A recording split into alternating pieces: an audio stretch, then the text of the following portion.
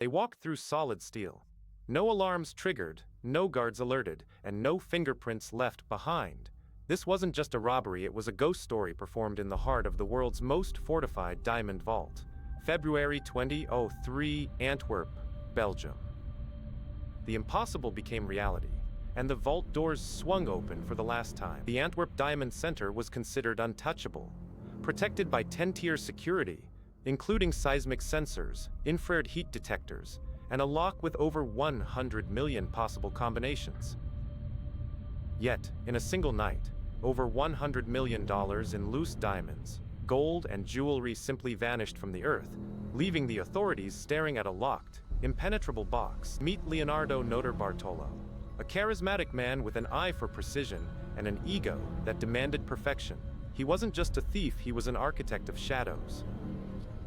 He spent years posing as a diamond merchant, renting office space in the same building, mapping the heartbeat of the security system, until he knew it better than the guards. This was the School of Turin, a group of elite Italian criminals who treated burglary as fine art. They didn't break and they tricked the technology. They spent months planning for a weekend that would define their criminal careers. Everything was calibrated, from the micro cameras to the specialized tools designed to fool electromagnetic pulse sensors. Friday night, the center locks down. The team enters via a side door, bypassing motion detectors by using hairspray to coat the sensors, preventing the beam from detecting movement. It is a tactical masterpiece.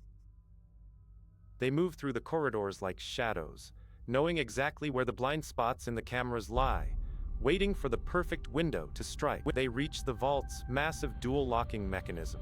It's not just a key, it's a double-bitted lock with a seismic alarm. They use a custom-built, long-shanked key they had manufactured months prior.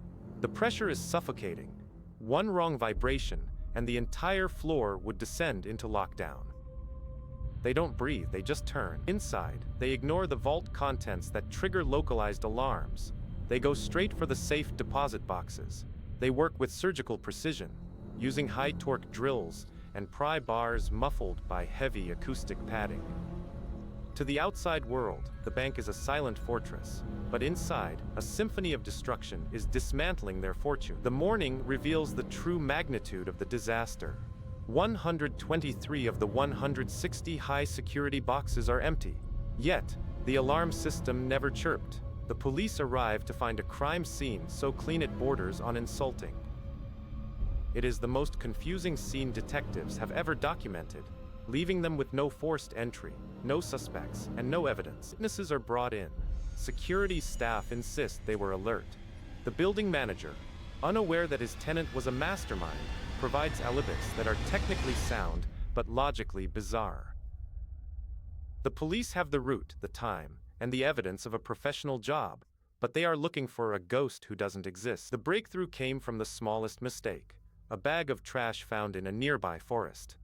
It contained half-eaten sandwiches and a receipt for security equipment. DNA forensics linked the garbage to a member of the School of Turin. The arrogant masterminds were undone by their own hunger, leaving a trail of crumbs that led straight to their doorstep. They tracked the culprits down to Turin. Leonardo Notarbartolo was arrested, but the diamonds, the soul of the crime, remained elusive. They were gone. Notarbartolo claimed that a local diamond merchant had hired them to rob the bank to prove it wasn't secure. A strange story, but in the world of high-stakes theft, stranger things have been true. During the trial, the transcripts revealed the dark heart of the operation. Notarbartolo suggested the job was an inside deal, a way to collect on insurance, while the diamonds vanished into the gray market of global trade. The twist? Most of the stolen stones were never meant to be sold, they were already bought and paid for in shadow. The forensic audit showed that security logs had been altered weeks before the heist. The guards didn't just fail, they were bypassed, because the system was told to ignore the intruders. The School of Turin didn't need to be geniuses, they just needed an inside line to the security mainframe. The betrayal came from within the vault itself. And here is the kicker to this day. The majority of the haul is missing. It's as if the diamonds dissolved into the market, untraceable, unrecoverable. The masterminds served their time, but they left prison to a life of quiet anonymity, while the world still wonders if the loot is still sitting in some forgotten lockbox waiting for them. Theories abound. Was it a simple theft, or a high-stakes conspiracy between diamond giants to manipulate the market?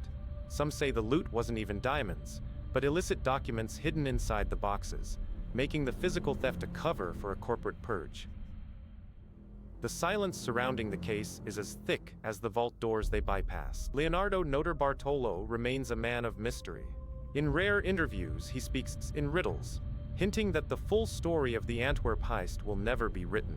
He knows that in the world of high finance and deep crime, the truth is just another commodity to be bought, sold, or buried in the dark. We are left with a haunting reality. The perfect crime doesn't require a master plan, just the knowledge of where the world turns its back. The diamonds are gone, the vaults are updated, but the question remains who really profited from that dark February night. Some doors are better left locked, especially when you don't want to know what's on the other side. If you find yourself questioning the security of your own world, remember the Antwerp case. Everything can be breached if you wait long enough for the shadows to align. If you enjoy deep dives into the shadows of history, subscribe for the next investigation. The file is already waiting on my desk. Don't look back.